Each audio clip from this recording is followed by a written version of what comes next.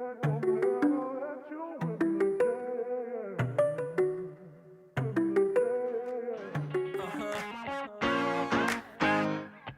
Yeah.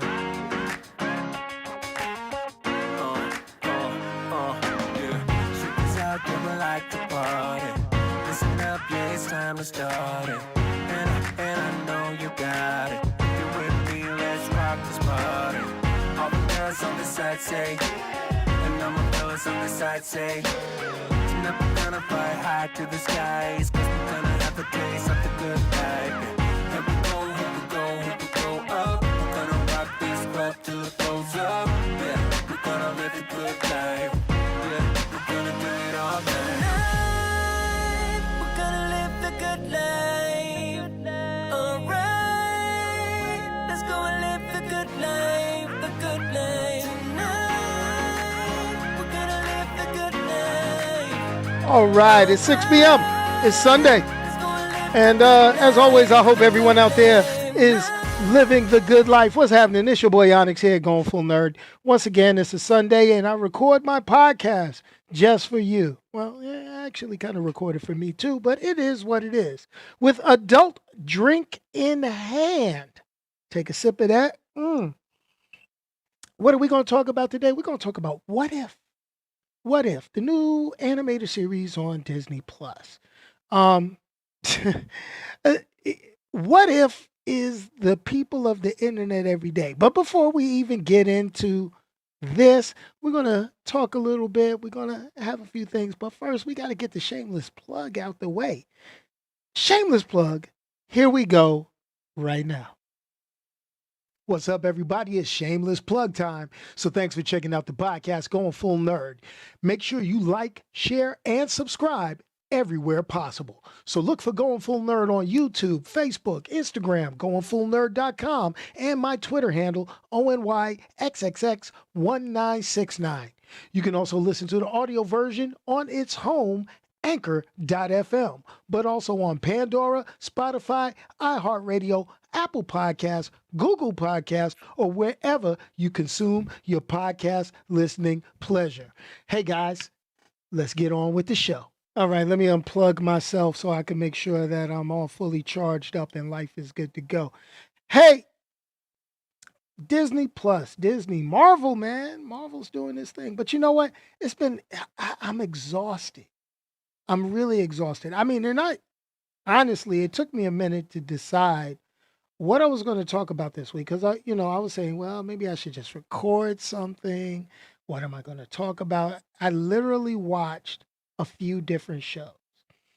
And I said, well, What If's probably going to be the most popular. Let me go ahead and I'll talk about What If. But I got a chance to see Free Guy. I got a chance to finish watching Transformers, the Netflix Transformers, the third part of that.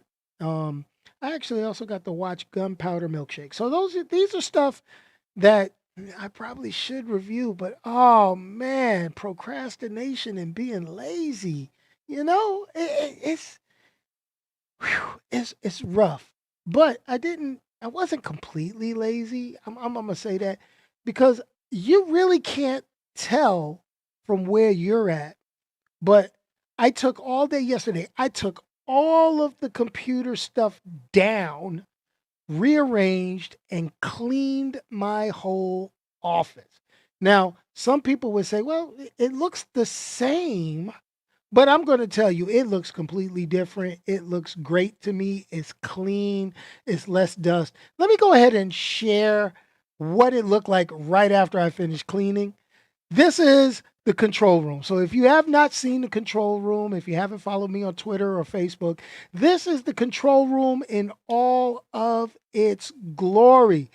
Yes, this is clean compared to what it was. But hey, it's all good. I'm back now. Let's get to talking about What If. Now, What If is actually something pretty damn cool, but it's also something that's pretty damn annoying because if you look at Twitter, YouTube, Facebook, and anytime they talk about comic books, people always be, well, who would win in a fight? What if this happens? What if this was to happen? Well, if they did this instead of this, well, that's the premise of what if. Now, it's not new to anybody. I mean, honestly, if you're a comic book head, what if is not new at all. What if was a very long-standing comic book run for Marvel Comics, and you also had Elseworlds, which was basically non-continuity or canon story from DC Comics. Now, this is the cool thing about it. What we're learning more and more now is that these what if stories, these Elseworld stories, these are stories that if you think about what's going on in Marvel Cinematic Universe right now, like so you see what if, this is actually the natural progression because, after the Loki series, they introduced the multiverse. They made um they made mention of variants. Well, that's the whole premise of what if. What if this one thing happened that changed the course of everything else? And I think that's why they, delayed a lot of stuff and put this stuff out there the way they did. And it's interesting. It's real interesting.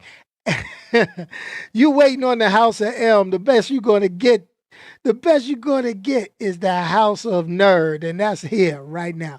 But you know, it's basically what if this happened instead of that? And I'm going to really say the initial episode of What If that came on Disney Plus this past Wednesday, it's not bad. It's not bad. Considering, I'll be honest with you, go back through my videos on the channel, take a look. I have a natural disdain. I hate Marvel animation with a passion. I watch it and I'm sorely disappointed because why? Warner Brothers puts out some real good stuff. They put some When I say Warner Brothers puts out some real good stuff, I mean, it's the difference between drinking 12-year scotch and drinking Thunderbird. Okay? That's how echelons above Marvel and Warner Brothers animation is over Marvel. Now, here's the thing. I mean, I never talk about Marvel animation, honestly, so you get it. I mean, Into the Spider Verse was cool, but it really wasn't Marvel. It was Sony that did it. And, Sony's like, yo, I don't care what you guys do. I don't care. Y'all got bought out by Disney. You going to sign contracts with us because Spider Man has been making us money over here at Sony outside of PlayStations for a mad, mad long time. And we ain't giving it up. So, but that's just, the way it is. That's the way it is. But what I always liked about the What If comic books back in the day was that they never had really happy endings. And this was the 80s and, early 90s. I mean, 70s. I mean, I'm a little platinum. I don't hide from the age. But the thing about it ends up being this is those stories from the What If comics always had a dark turn. I remember reading What If the Hulk went berserk? Everybody got killed. What if Phoenix had lived? Everybody died. I mean, I'm not spoiling stuff. What if this happened? Well, that means everybody died here, and this person had a bad run, and somebody slipped and stubbed his toe, and bumped his head and bust wide open. That's how What If comic books really, really, moved forward to me. They always ended up having a very dark turn. They had a very sinister ending for a lot of them. A lot of sad shit, to put it, ever so slightly. Now, here's the thing. This animated series, so I got to check it out. I mean, Captain Carter, all right, they did pretty good. And I'll be honest with you, it had that little taste. It was like, mm, mm, ooh, it's a dark ending. It's a dark ending because it mirrored Captain America First Avengers very well. It really did. And just to have that change. And what I really liked about it, the narration told you where the change occurred. So it lets you know the variant point. So with this particular case, the variant point was instead of going in the booth, Peggy Carter carried her ass on the floor. I mean, simple thing, butterfly effect, boom, boom, boom, which was pretty cool. Now, here's the deal, and I see it in the comments. Marvel Animation did pretty good this time because Disney is doing it for them. Let's honestly look at it. It looks like the old school rotoscope, um, Snow White, Sleeping Beauty, um, not Fantasia, but the 101 W. You know that old classic Disney animation. That's what If is looking like. And, everybody voice cast, yeah, yeah, yeah. They got a lot of the originals. The story was pretty cool. But here's where this becomes one of the most ambitious things that Disney has done. What would you say if I told you What If is tied in to the greater Marvel Cinematic Universe and will not be just a bunch of one off cartoons? Why do I say this? Because we couldn't have What If unless we had the Loki story. Because you could not successfully explain variants, multiverse, and the such until the Loki series finished. All right. Now, let's talk about a couple of things that we saw in Captain Carter that were pretty damn cool because I see you guys dropping in on it. You're always faster than what I am. Maybe it's the alcohol slows me down. I don't know. It is what it is. Mm. So, couple of things. First of all, Captain Carter. That's cool. I would have loved if they called her Captain Britain. That would have been awesome to have an alternate version of Captain Britain, which was Peggy Carter. Couple of things that you did notice. If you notice, here goes another key diverging point. When Peggy Carter killed the saboteur, she took a fourth vial, put it back in the machine when Stark ended up giving her the formula. If you go back and watch Captain America First Avenger, he missed one. One got away. That was the dude he was chasing down the street with the one vial. Now, he did not get the full dose of the super soldier serum. So it kind of explained why Peggy Carter in this animated series was throwing motherfucking tanks.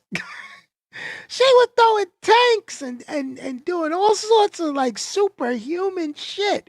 Now, don't get it wrong, Captain America in the OG Marvel Cinematic Universe, he was doing some things. He was swole, you remember the one, he was holding the helicopter looking like, I can't raise this arm too much. Arm jacked up. God, I guess that was from my younger days when I was holding helicopters down. Yeah, okay. But anyway, so it kind of gives you a little wonder, like, man, how would it cool it would have been if Steve Rogers got the full dose of the super soldier formula. I mean, you admit it, he was ripping logs in Civil War. He was in front of or was it Age of Ultron? I can't remember. He was in front of Tony Stark. He was like, ripping. I'm like, whoa. But that's one little diversion. Then you end up going and they showed a pan out of Castle Hydra. Did anybody notice that Castle Hydra looked a lot like the castle at Disney World? Did anybody even notice that? I mean, it's one thing, but was that on purpose or was that a jab from the animators back at the parent company of Disney? But it looked exactly. Go back, watch it. I wish I had pulled a still photo of it, but go back, watch it, and look, Castle Hydra, where Red Skull was hanging out, look just like just like Disney World's castle, man. But it was crazy. Then I am going to throw a couple of other little things. A couple of little things was cool. Yeah, the Iron Man suit that, Howard Stark made it. What was really awesome about it, it was kind of almost a throwback. If you look at it, obviously it was done in the 1940s. It kind of looked like what Tony had made in the cave from Iron Man 1. But here was the great thing about it, it was Tesseract powered at first. So that thing was pretty damn awesome and pretty damn indestructible, as they said, and we soon found out. But a couple of other things that were, really got to me and was like, wow. So this is the thing, and this is what I took from it. Why I say that this animated series is actually going to contribute to the live action Marvel Cinematic Universe and the Disney Plus shows. If you notice, when you got towards the end, you had the big climatic scene, and you had Peggy jumping into the portal, killing the tentacled monster that was being transported through. The one that ate the Red Skull. So obviously he did not get transported anywhere. We're not going to see a follow on with the Red Skull on Vormir because that motherfucker got crushed. Awesome, great, cool.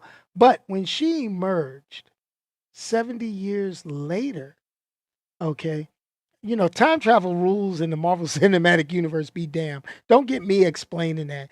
But she jumps back out the portal, with calamari. She done chopped up, ready to, throw it, get some food, get everybody eating, looking for Steve.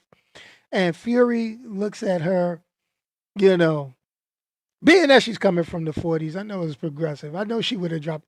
I mean, she was a Brit. I'm surprised they didn't drop some explicatives, but it is what it is. PG-13 cartoon.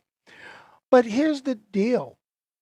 Don't you think that they're kind of leading up to do a little bit more and show a little bit more? Because that was a heck of a thing to leave it off at, knowing how we felt about the Infinity Saga and knowing what's coming up in a few other what ifs that could be connected to this. I mean, honestly, you're going to have um, a what if T'Challa got picked up from Earth instead of Quill and became Star Lord. That could actually be happening in the same cinematic, in the same alternate timeline that Peggy Carter was in. It could.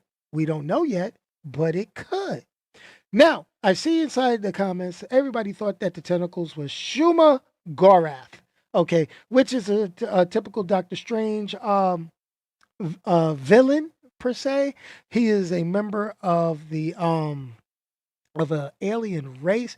But if you notice, when the tentacles came out, it was a bunch of teeth like a real giant squid. It wasn't the giant magical eyeball like Shuma Gorath of the many angled ones, I believe is what they call them in the comic books. I don't think it's Shuma Gorath, only because Shuma Gorath, I'm sorry, Peggy Carter is not hacking up Shuma Gorath with just a sword, a regular ass sword at that. I mean, this is a mystical being from a alternate universe. I mean, I think they're going to save that if they even do that. But who knows? This is not the comic books. This is what I've learned. They take hints from the comic books, but they do not do the comic books completely, which is pretty cool. I dig it. I get it. I'm with you. It's all okay. All right.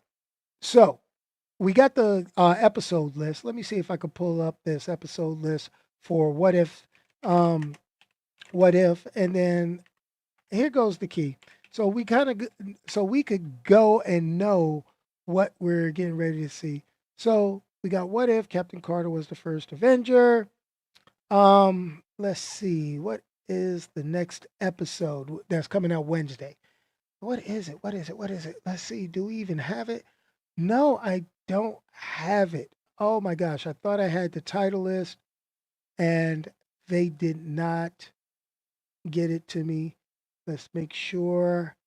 Episode 2. Yes. Okay. Episode 2 is what if T'Challa became Star-Lord? So we're going to get that. So this might still happen in the Captain Carter universe. This would be pretty interesting. This would be cool. Um, they are going to have some form of Marvel zombies. I doubt they're going to have it on live action, but it's pretty cool that they're going to have it on the animated side. I mean, we've seen the previews, we know it's coming. It's pretty darn cool. Now, what if, like Loki, we already know they're going to get a second season? The reason why we know What If is going to get a second season originally, and they filmed actually 10 episodes of What If. They're only going to show 9 because they're not going to step on the next Marvel's in theaters only. Shang-Chi. I've been saying Shang-Chi my whole life. His name, the correct pronunciation is Shang-Chi. Wow. Anyway, nobody corrected me. All my Asian friends, y'all wrong for that. But anyway, Shang-Chi, they're not gonna, really step on that with the What If thing. And I think they're trying to go with only a theater release now, especially with that Scarlett Johansson debacle, and streaming versus in theaters. But then, hey, COVID, Delta Plus, Lambda, the Shamalama Ding Dong, variant. And this has been the year of variants. Loki fucked it all up. We'd have been good with COVID if Loki hadn't have fucked up the TVA and let all them variants loose. You notice how all that happened at the same time, right? Coincidence? I think not. I need to stop. I really need to stop.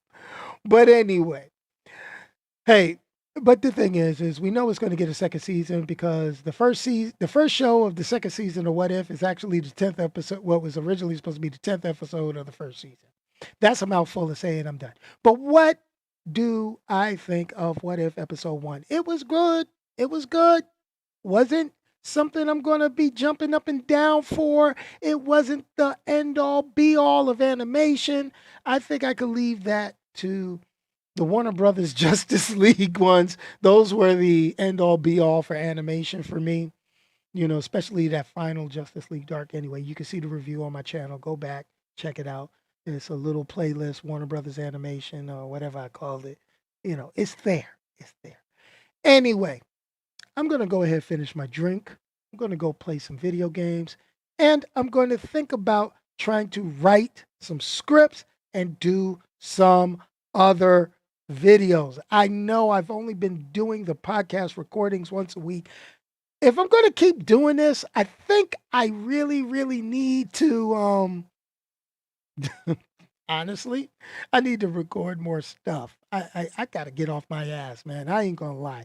Between my neck and my back, it's been killing me. But anyway, hey, I just want to go ahead and leave y'all with the common knowledge and the common word. And that is, hey, if you can't say anything nice to anybody, if you can't say anything nice, don't say anything at all. Send me a note on Twitter. I will say it for you. I will say it for you. Okay? Period. That's how we roll. That's what we do. Anyway, cheers. I'm going to enjoy my nice, clean office. I may turn on some music and do some things. I got to figure out what's for dinner tonight. It's one of those days. Yes, I do need to get some collaborations done. I mean, I already owe Low Cuts. I owe Fully Geeking Out a collab. I yo, you know what? I'm gonna tell you, hey, your boy be hurting. But anyway, I also got to throw out here, hey, all channel members, thanks a lot for the channel membership fees. They've been going straight to the donation jar for Children's Miracle Network Hospitals. Remember, November 6th, I'll be playing a 8-hour video game marathon. That's all day on a Saturday. Be playing games. You know me, I don't play much. Call of Duty, Madden, maybe some MLB baseball. It is what it is, or the show 21 or something like that. I will throw here. I will throw this out. I will throw this out at you.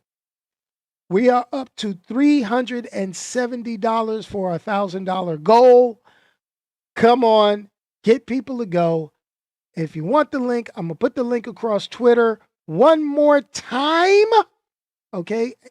If a person actually makes a donation during a live stream, it pops up, it shows it here. I mean, honestly, it will show something like that. We've raised $370 for Children's National Medical Center in Washington, D.C. already. We need to get to that $1,000 goal. We need to get there and we need to exceed it. We've been doing it. We've exceeded it for the past 3 years. I want to keep the trend going. Anyway, peace, y'all. I'm out of here. Let me hit the outro music. I'm still fly. I don't care what they say. I'm still fly. Here we go. Boom.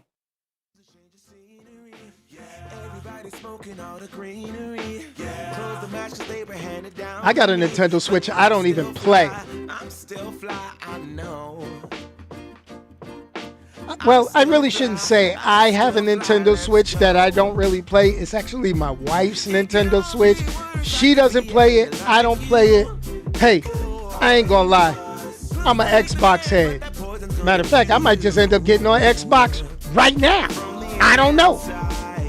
I'm just tired.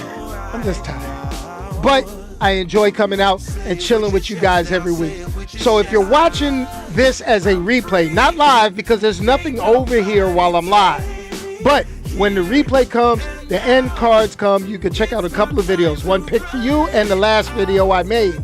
In addition, there's a big old subscribe button. We're still trying to get to 5,000 subscribers. Tell your friends. Smack somebody on the street. Make them sign up on their phone. There's YouTube on every cell phone. Everybody's on TikTok and all that stuff, doing all this stuff on TikTok. And I ain't got time for all that. No. TikTok is for like people pushing OnlyFans. Not your boy. I'm here on YouTube. Send them my way. Peace. And I'm out of here. I know y'all can't stand these after credit scenes, right? I'm still fly. Let's go.